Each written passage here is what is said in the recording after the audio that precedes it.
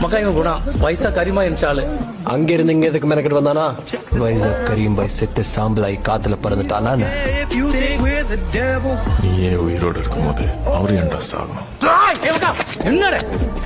வார்த்தை அதான்டா நானும் சொல்றேன் வார்த்தை கண் எடுத்தா சும்மா எடுக்கக்கூடாது எவனாவது சாவணும் அப்ப சாவடிங்க இந்த மூணுல ஒண்ணுதான் காட்டி கொடுத்த கருத்தாடு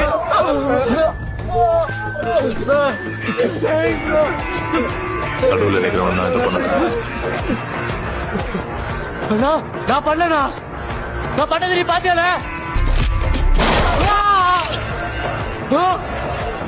சுற்றாத நான் தாங்க எழுதுல